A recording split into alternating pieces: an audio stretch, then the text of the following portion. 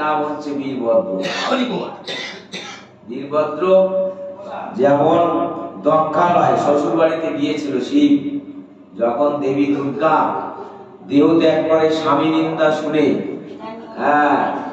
কি তখন কেমন ভাবে গিয়েছিল, তখন মূর্তিটা কেমন ধরেছিল, রুদ্র মূর্তি, অনুরাগ, আকাশ বাতাস মানে কেঁপে উঠছে, ত্রিশূল হাতে করে নিয়ে নৃত্য করতে করতে যাচ্ছে। ঠিক সেই রকম হীরামন পাগল, গোলক পাগল এরা নৃত্য করতে করতে যাচ্ছে শিবের মতো।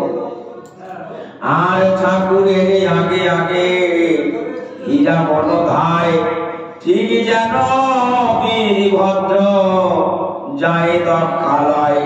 ঠাকুরের পিছে চারিখানা খোল বাজে, অষ্ট জোড়া করতাল বাজে তার মাঝে। রাম করতাল করতাল খোল, তখন তার এত ডাঙ্কা ছিল না, তখন খোল করতালটাই বেশি ছিল। ঠাকুরের পিছে চারিখানা খোল বাজে, অষ্ট জোড়া করতাল বাজে তার মাঝে। পশ্চিম দিকে প্রভু করেছে গমন, মুখপদ্ম ঝলসিছে সূর্যের কিরণ। রক্তবর্ণ চক্ষু কালো ফণি মণি ঘেরা, আর ভূধনি মণি রক্ষে দিতেছে পাহারা।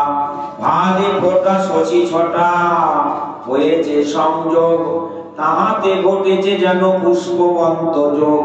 দূর হতে সাহেব করেছে দর্শন, রামতনু অগ্রে গেল সাহেব সদন। সাহেব জিজ্ঞাসা করে রামতনু ঠাই, ঘোর শব্দ ভীম মূর্তি খিদে খিদে পাই। বাজে খোল করতাল হুঙ্কারের রোল, এত লোক কোথা হতে আসিল সকল। রামতনু বিশ্বাস কহিছে সাহেবের, ইচ্ছা করিলেন যে ঠাকুরে দেখিবারে। দেখো বিশ্বাসটা এটা বেশি দেখবার, যত ভক্ত আছে বিশ্বাস টাইটেলটা বেশি।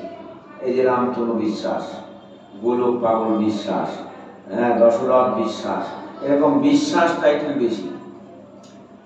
আমার দাদু গোসাই বিশ্বাস, ননীগোপাল বিশ্বাস। ইচ্ছা করিলেন যে ঠাকুরে দেখিবারে, যে সেই প্রভু এসেছেন লয়ে ভক্তগণ। মহাসংকীর্তন যেন ভীষণ গর্জন, সাহেব কইছে তনু এত ভক্ত যার, সামান্য মানুষ নহে বুঝিলাম সার। মানে সাহেবের কাছে কিছু কিছু কুচক্রী মানুষ তারা নিন্দা বন্ধ করছে, যে এরা ভালো না। এই হরিচাঁদ ঠাকুর সমস্ত ভক্তদেরকে নিয়ে সারা রাত দিন ভোর হরিনাম সংকীর্তন করে, নারী পুরুষ একসাথে জড়াজড়ি গোড়াগড়ি করে, এরা ভালো না। ঠাকুরকে এইভাবে করে কুমন্ত্রণা দিয়েছে যারা, এই জন্য ঠাকুর বলছে তাহলে যাব। সাহেব বলছে আমি ওই ঠাকুরকে দেখতে চাই, যে কেমন সে ঠাকুর। কিছু কিছু মানুষ যে ওই ঠাকুরের নামে বিদ্রুপ করে, তা ওই ঠাকুরকে দেখবো যে ঠাকুর কেমন। এখন এত ভক্ত ঠাকুরের সঙ্গে এসছে, নাম সংকীর্তন হচ্ছে, তাই ঠাকুর বলছে যে যার সঙ্গে এত ভক্ত আসে নাম সংকীর্তন করে, সে কখনো খারাপ কাজ করতে পারে না। এই যে কিছু কিছু মানুষ আমার কাছে বলেছে ঠাকুর খারাপ, ঠাকুরের ভক্ত খারাপ, কিন্তু আমি তো দেখছি না, সবাই তো ভালো, সবাই হরিনাম সংকীর্তন করছে। ঠাকুর এই যে আমাকে দেখবার জন্য এসছে, ঠাকুরের গুণগান গাইছে ওই সাহেব। সামান্য মানুষ নয় বুঝিলাম সার, রাজা রাম রত্ন রায় আমি কর্মচারী। এত লোক একত্রিত করিতে না পারি হেতু ছাড়া। বলছে আমি রাজা, হেতু ছাড়া এত লোক কোনোদিন আমি জোগাড় করতে পারি না। আর ঠাকুর ডাকার সাথে সাথে ঠাকুরের সাথে এত ভক্ত, এত ভাবে সবাই ছুটে আসছে, আনন্দ করছে, হরিনাম করছে। আর হেতু বিনা এত লোক ভিড় কেন হয়? ভক্তবৃন্দ সঙ্গে দেখি 4-500 হেলে দুলে নাচে গায়ে যেন মদ মত্ত। লোক লোকে অসম্ভব এই অলৌকিক কার্য, ক্ষণ জন্ম লোকয়ুনি করিলাম ও ধার্য। সাহেবের মাথা ছিল ঘণ্টায় শয়ন, ঠিকই কহে মাতার করব দর্শন।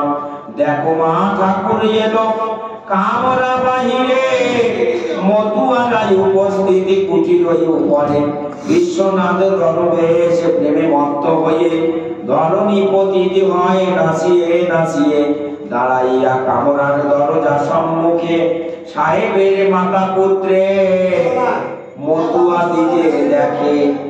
সাহেবের মাতা যবে করিয়া দর্শন এমন সময় ক্ষান্ত করিল কীর্তন। একে একে সাহেব করিয়া দর্শন বলে তনু কহত ঠাকুর কোন জন।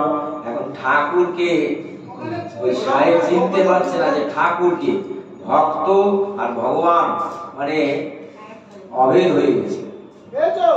ভক্ত আর ভগবানের মধ্যে কোনো বেশি বের করা যাচ্ছে না যে কে ঠাকুর আর কে ভক্ত। তাই সাহেব বলছে, আচ্ছা মা, আচ্ছা রামতনু, বলো তো এই ভক্তদের মধ্যে ঠাকুর কি? ঠাকুরের মাথায় লম্বা চুল আর ভক্তদের মাথায় লম্বা লম্বা চুল। ঠাকুরের যেরকম রূপ ভক্তদের সেরকম রূপ। এবার চিনতে পারছে না। তখন সাহেবের মা বলছে, সাহেব দীপ, ওই দেখো অদূরে যার মধ্যে অপরূপ রূপ আলোয় আলোকিত হয়ে গেছে আমাদের গৃহ, ওই হচ্ছে ঠাকুর। যার মধ্যে সব থেকে বেশি রূপ জ্যোতি, ওই হচ্ছে ঠাকুর। যেমন সূর্যের জ্যোতি, হ্যাঁ, সকালবেলা সূর্য উঠলে আমরা তাকাতে পারি না, সেই রকম ঠাকুরকে দেখে ওই দীপ সাহেবের মা তাকাতে পারছে না, এত জ্যোতি। তখন বলছে, সাহেব ওই অদূরে দাঁড়িয়ে আছে হরিচাঁদ ঠাকুর, চলো আমরা ঠাকুরকে গিয়ে প্রণাম করি। মা এবং ছেলে সবাই মিলে ঠাকুরকে প্রণাম করছে। আর ঠাকুরে সাহেবের মাতা বলে, শোনো বাছাটি, ঠাকুরে দেখিয়া কি করিতে না ঠিক। আজ আরো লম্বিত ভুজ ও চৌরাশ কপাল, ঊর্ধ্ব রেখা করে চক্ষু কর্ণায়ত লাল। চুল ছেড়ে দাঁড়িয়ে আছে ঠাকুর ওইজন, সম্ভবত রূপ যেন ভুবন মহন। ঠাকুরের মধ্যে কিছু কিছু লক্ষণ আছে। যারা সাধুর বৈষ্ণব, সাধু গোসাই পাগল হয়, তাদের মধ্যে কিছু লক্ষণ থাকে। সেই লক্ষণগুলো দেখলে বোঝা যাবে যে না, উনি সাধারণ মানুষের থেকে একটু আলাদা। হাতে পায়ে উদ্ধরেখা, হ্যাঁ, ঠাকুরের ছিল। ধ্বজবজ্রাঙ্কুশ, তারপরে জোড়া ভুরু, চৌরাশ কপাল, বজয় স্কন্ধ, কোকোনট, করপদতল, নখ চিকুন, ত্বক চিকুন ইত্যাদি যে লক্ষণ ঠাকুরের মধ্যে ছিল, এই লক্ষণগুলো যদি কোনো সাধারণ মানুষের মধ্যে থাকে তাহলে সে সাধারণ মানুষের থেকে একটু আলাদা হয়ে যায়। হরিবল।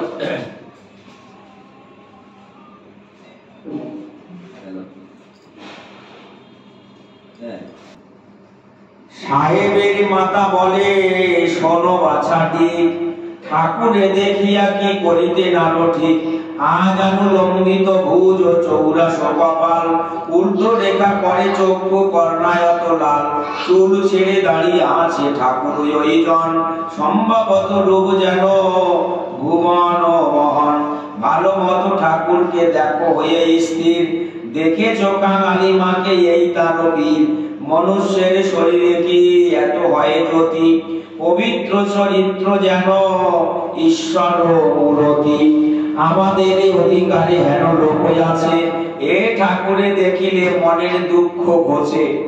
আর সাহেবে কইছে তনু, ঠাকুরকে আনো, তার নিকটে আসো, উনি দূরে রন কেন। মাদার চিনেছে ভাব ভঙ্গিতে নিশ্চিতে, আমি ওটা করে চিনে লই ভালো মতে। ঠাকুর বুঝিয়া সাহেবের অভিপ্রায়, আগু হয়ে সাহেবের নিকটে দাঁড়ায়। সাহেবের মাথা দেখে হয়ে অনিমেষ, আর সাহেবের বলে তম দেখো দেখো। হিন্দু বলে শ্রীহরি, জগনে বলে আল্লাহ, দরবেশ ফকিরে যারে বলে আল্লাহ, বৌদ্ধ যারে বুদ্ধ কয়, খ্রিস্ট বলে যিশু। এই তিনে নর রূপে উদ্ধারিতে বসু। সাহেবে আনিয়া দিল চেয়ার পাতিয়া, ঠাকুর বলেন বৈঠো, ঠাকুরকে বলিলেন বৈঠো আসিয়া। চেয়ার এনে দিলেন ঠাকুরকে বসার জন্য।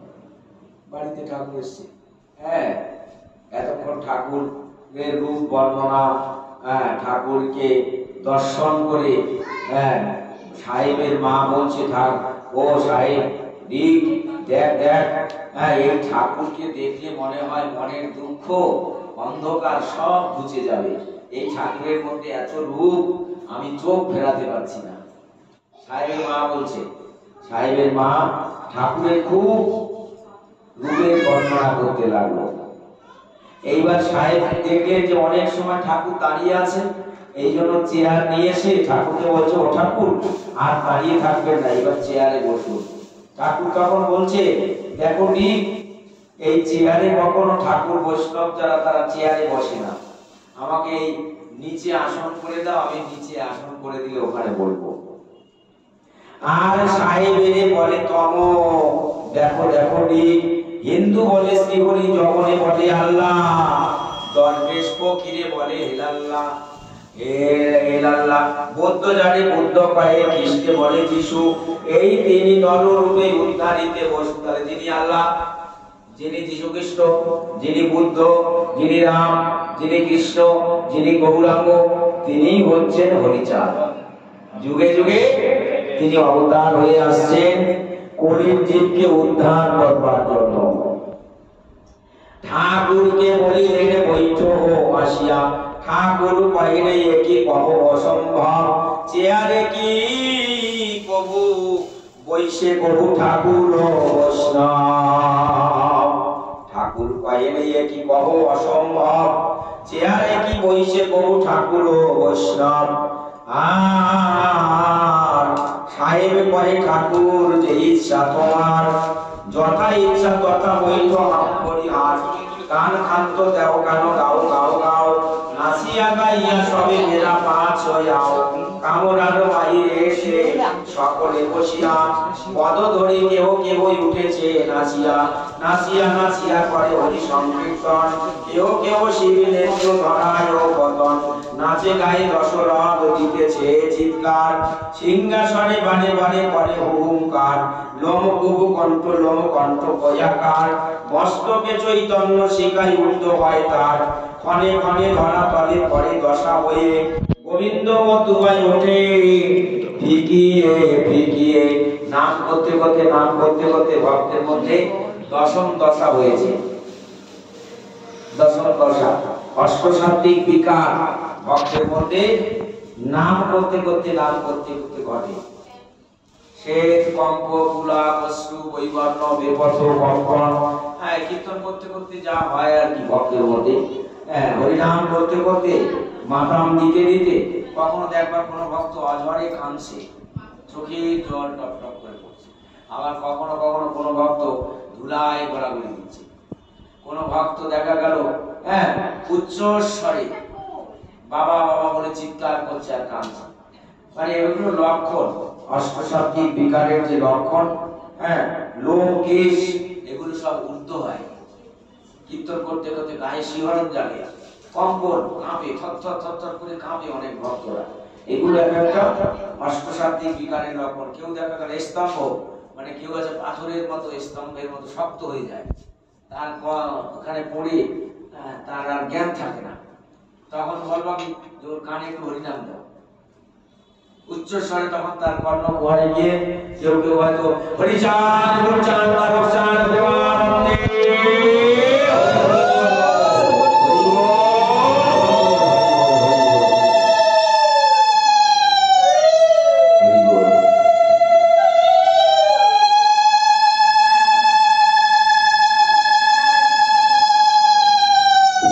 নাম শোনার পরে আবার সে জ্ঞান ফিরে পায়, চেতনা ফিরে পায়। হরিনাম যখন আবার কর্ণকুমারে দেয়, দেওয়ার সাথে সাথেই আবার সে চেতনা ফিরে পায়। ক্ষণে ক্ষণে ধরা তলে পড়ে দশা হয়ে, গোবিন্দ মতুয়া ওঠে ফিকিয়ে ফিকিয়ে, শয়নে স্বপনে কিংবা মলমূত্র ত্যাগে, উচ্চ স্বরে হরিনাম যার মুখে জাগে। দেখেছেন, শয়নে স্বপনে মানে ঘুমের ঘরেও নাম চলতে থাকবে। কেমন ভাবে উচ্চ স্বরে, অনেক সময় দেখা যায় ঘুমের মধ্য দিয়ে আলস্যতা ভাঙ করে হরিবল হরিবল হরিবল, এরকম অনেক মল মানে পায়খানায় বসেও তুমি নাম করতে পারবা, সেখানে বসে যে নাম করার কোনো বাধা আছে তা না। মল মূত্র ত্যাগে শয়নে স্বপনে মানে সব সময় উচ্চস্বরে হরিনাম করতে হবে, সব সময়।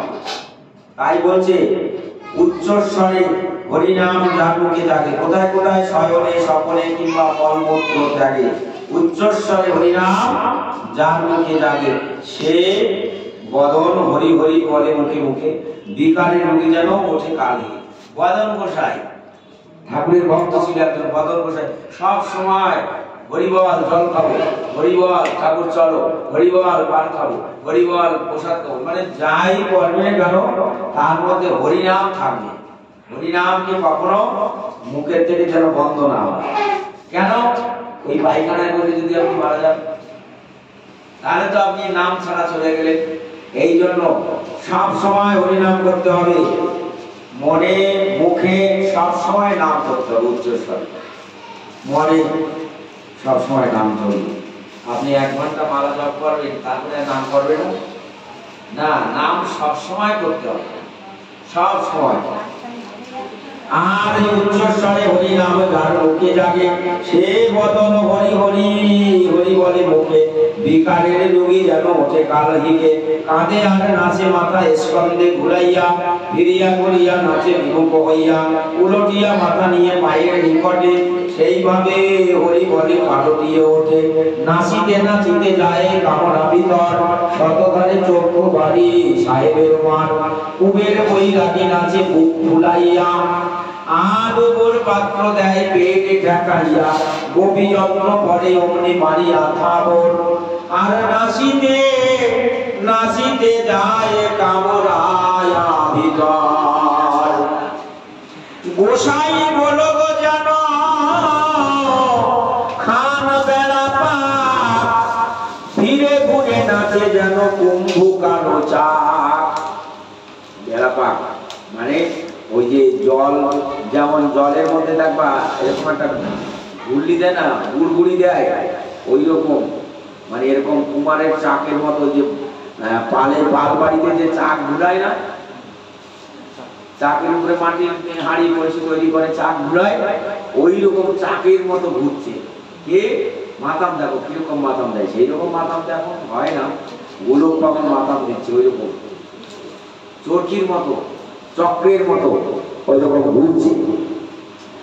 আর দরবেশ বিশ্বনাথ চুল ছেড়ে দিয়া, উগ্রচণ্ডা নাচে যেন হাতে কাঁকড়া লইয়া, নাচিতে নাচিতে যায় পুলকে পূর্ণিত, অনিমেষে রক্ত চক্ষু পরায়ে ঘূর্ণিত, নেচে নেচে যায় সাহেবের মার ঠাই, ফিরে ঘুরে নাচে যেন দিল্লির সুমাই, নেচে নেচে লেংটি বসে হইল উলঙ্গ, ভেবে আছে কাছে তাতে নাই ভুলু ভঙ্গ।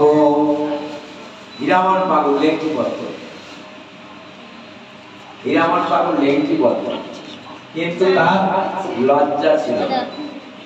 এই যে আমরা বলি না লজ্জা ঘৃণা ভয় দিন থাকতে সাধন ভজন নয়, ইচ্ছা করে যদি কেউ লেংটি বলে তার যদি লজ্জা না যায়, হ্যাঁ তাকে কিন্তু কেউ পাগল বলবে না। তাহলে হীরামন পাগল লেংটি করছে, সেই লেংটি কীর্তন করতে করতে আবার ভুলেও যাচ্ছে, ফিরে কিন্তু আবার সেই লেংটি পড়েনি, ওই উলঙ্গ অবস্থায় কীর্তন করছে। তার মধ্যে কোনো লজ্জা ছিল না, তার মধ্যে কোনো বিকার ছিল না। আর মায়েরা দেখে সেই পাগলকে কেউ কিন্তু লজ্জা পায়নি হীরামন পাগলকে, কেন? পাগল ছিল হ্যাঁ নিষ্কাম জগতের পাগল, তার মধ্যে কোনো কাম ছিল না। 4 যুগ এই হীরামন পাগল 4 যুগ অমর ছিল। উনি মানুষ তো জন্মালে মরে, কিন্তু এই হীরামন পাগল কোনোদিন মরে নাই। 4 যুগ যতবার ঠাকুরের সাথে আসছে ততবার এই দেহ নিয়েই কিন্তু চলে গেছে। আমাদের এই হরিচাঁদ ঠাকুরের লীলায় যখন হরিচাঁদ ঠাকুর বলছে, হ্যাঁ ও হীরা তুই দেশের মানুষ দেশে চলে যা, তোর আর এই দেশে থাকার দরকার নেই, তখন বাড়ি থেকে বউকে বলছে কি গো তুমি আমার সাথে যাবে? বলছে হ্যাঁ যাবো। বলছে চলো, আমি আর এই দেশে থাকবো না, এই দেশ ছেড়ে আমি আমার স্বদেশে চলে যাচ্ছি। তখন এই হাঁটতে হাঁটতে হাঁটতে হাঁটতে জলের মধ্যে হাঁটা শুরু করলো। হ্যাঁ তখন স্ত্রীকে বললেন তুমি আমার পেছনে পেছনে আসো। হীরামন পাগল কিন্তু জলের উপর দিয়ে হাঁটতে হাঁটতে চলে যাচ্ছে, বউ কিন্তু আর পারল না। কেন? বউ ছিল ইহ জগতের জড় জগতের কাম কামনার মধ্যে ডুবে ছিল, এই জন্য বউ আর যেতে পারল না। হীরামন পাগলকে চিনতে পারেনি যে হীরামন পাগল একজন মহাপুরুষ, এটা কিন্তু বউ চিনতে পারেনি। বউ মনে করছে আমার স্বামী রক্ত মাংসে গড়া একটা মানুষ, কিন্তু সে যে 4 যুগ ধরে অমর আর ঠাকুরের অন্তরঙ্গ ভক্ত, বউ কিন্তু এটা বুঝতে পারেনি। তাই বউ স্ত্রী, হীরামন পাগলের স্ত্রী, ওই এক পা দু পা করতে করতে যাচ্ছে, কোমর পর্যন্ত যে জল হয়ে গেছে, বলছে আমি তো আর যেতে পারছি না। হ্যাঁ, তখন হীরামন পাগল বলছে আসো আসো, তুমি আমার সাথে সাথে আসো, আমি চলছি, আমি আর পিছনে তাকাবো না। স্ত্রী যেতে পারলো না, যে এই পর্যন্ত জল হয়ে গেল, স্ত্রী আবার চলে গেলেন। হীরামন পাগল কোথায়? তার স্বদেশে সে চলে গেল। তার মৃত্যু হয়নি, তার মৃত্যু হয়নি। আর অশ্রুপূর্ণ নেত্র সাহেবের মা দেখিয়া সাহেবের স্কন্ধ করে বাহুখানা দিয়া বাম হস্তে সাহেবের গলায় গ্রন্থি, ডান হাত তুলে বলে চেয়ে দেখো দীপ, ইহারা না চিচে সবে হয়ে জ্ঞান শূন্য, বাহ্য জ্ঞান নাই এরা রহিত চৈতন্য, একে রাজবংশ তুমি তাতে জমিদার, রাজা প্রজা এই ভয়ে থাকে তো প্রজার, আরই আমি বামা লোক আছি সম্মুখেতে, উলঙ্গ হইতে নারে বিকার থাকিতে, নির্বিকার দেহ ঈশ্বর এতে প্রাণদান, লজ্জা ঘৃণা মরা বাছা একই সমান। লজ্জা থাকতে হবে না, লজ্জা ঘৃণা, হ্যাঁ, ভয়, এগুলো থাকলে সাধন ভজন হবে। যা সমস্ত কিছু ঠাকুরের চরণে অর্পণ করে দিয়েছে, যেমন সমর্পিত দেহ, গুরুর চরণে বা হরির চরণে যদি দেহমান জীবন যৌবন সবকিছু দেওয়া হয়, তখন তারা লজ্জা ঘৃণা ভয় এসব কিছু থাকে না। কেন? আমরা যে গানের মধ্যে গাই, সমর্পিত দেহ মম আমিত্ব কি আর আমিত্ব স্বামিত্ব তুমি সর্বমূলাধার, তাহলে যদি গানের মধ্যে এই কথা বলি, তাহলে সব ঠাকুরকে দেওয়া হয়ে গেছে। দেওয়ার পরে তারপরে বলতে হয় যে সমর্পিত দেহ মম। এখন সমর্পিত দেহ যদি না হয়, ঠাকুরকে কিছু না দেওয়া হয়, তাহলে তো বলা যায় না সমর্পিত দেহ। সমর্পিত দেহ তখন হবে যখন সবকিছু তার চরণে অর্পণ করে দেওয়া হবে, তখন সমর্পিত দেহ হবে। লজ্জা ঘৃণা মরা বাঁচা একই সমান, বেলায় অপরাহ্ন হলো যেতে কহ দেশে, এই সব সাধু দিকে পাষণ্ডীরা দোষে, অধীনস্থ মধ্যগাতি তুমি হও রাজা, পাষণ্ডী প্রজাকে এনে তুমি দাও সাজা, অপ্রভাগে ডেকে এনে করা হোবারণ, আর যেন সাধু হিংসা না করে কখন। সাধু গুরু বৈষ্ণব নিন্দা করলে কি হয়? তার মধ্যে বাস করে। এই জন্য কোনোদিন কোনো সাধু গুরু বৈষ্ণবের নিন্দা করতে নেই, আর যে নিন্দা করে তার মুখ দর্শন করতে নেই। আর পাষণ্ডী প্রজাকে এনে তুমি দাও সাজা, অগ্রভাগে ডেকে এনে করো বারণ, আর যেন সাধু হিংসা না করে কখন। সাহেবের মাতা বলে ওরে ডেকে আয়, সেলাম করহ সবে ঠাকুরের পায়, সেলাম করিল যদি সাহেবের মাতা, পরিবার সহ ডেকে নোয়াইল মাথা, ঠাকুরের সম্মুখেতে সাহেব দাঁড়ায়, সেলাম করিয়া সবে করিল বিদায়। সেলাম মানে মুসলিম ভাষায় বলে ইসলাম, আর আমরা বলি প্রণাম করা। তাই সবাই মিলে ঠাকুরকে প্রণাম করলেন যে ঠাকুর, হ্যাঁ, তোমাকে দর্শন করে, তোমার ভক্তদের দর্শন করে আমরা মুগ্ধ হয়েছি, তোমরা সবাই অতীব উত্তম সুন্দর, তোমাদের কে নিন্দা করে? সাহেব তখন বলছে তোমরা খুব ভালো। সাহেবের মাতা কয়ে শোনো শোনো হে ঠাকুর, সুখে যেন থাকে কি কুঠি না সুর। ঠাকুরকে বলছে সাহেবের মা যে ঠাকুর, আমার পুত্র ডিক সবাইকে নিয়ে যেন ভালো থাকে, সুখে থাকে, ও ঠাকুর তুমি একটু কৃপা করো, আশীর্বাদ করো। আজকে এই যে রমেশ বিশ্বাসের বাড়িতে আমরা এসে আমরা সবাই কি বলবো? ঠাকুর আজকের এই নতুন গৃহে এরা বসবাস করে যেন ভালো থাকে, সুখে থাকে, মঙ্গলে থাকে। হে ঠাকুর তোমার চরণে আমরা এই প্রার্থনা করি।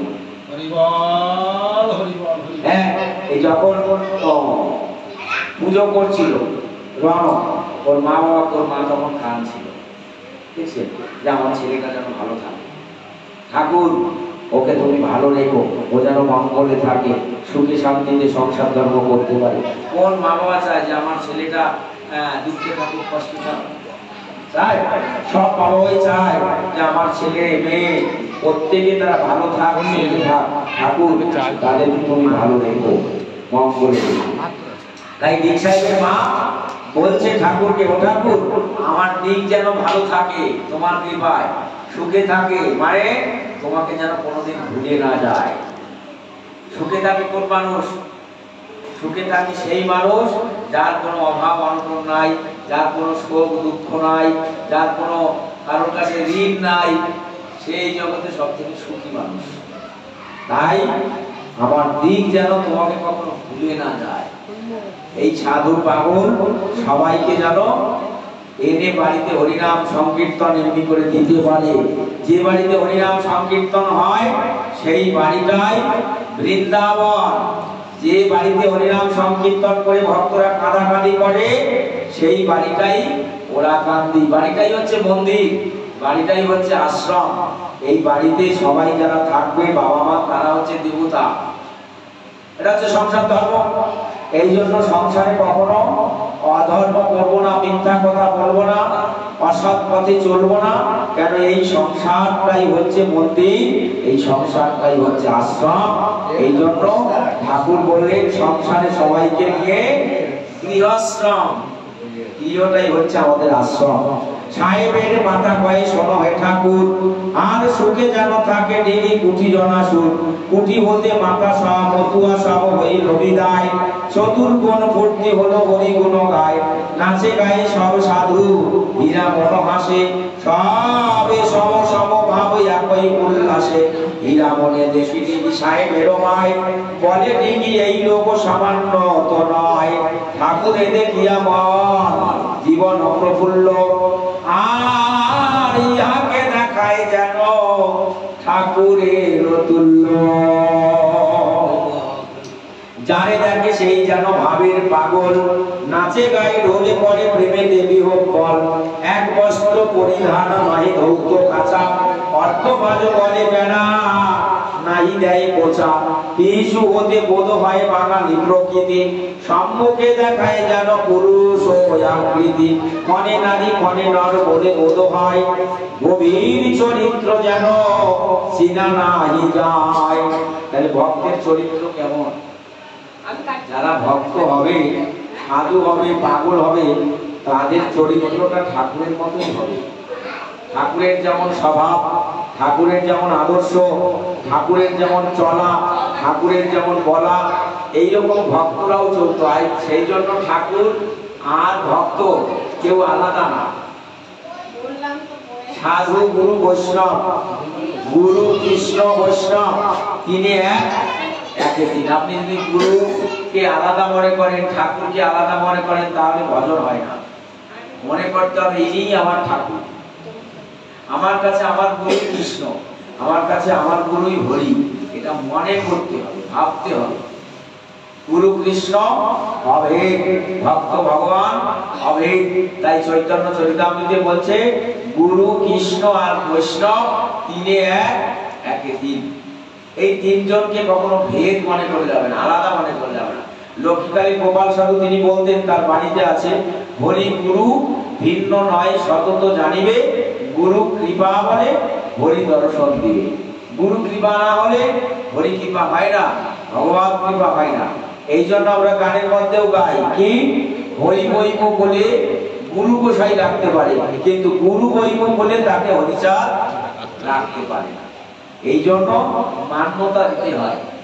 একজন সাধু গুরু বৈষ্ণব বাবা মা, তাদেরকে শ্রদ্ধা এবং মান্যতা দিতে হবে। হরি বল।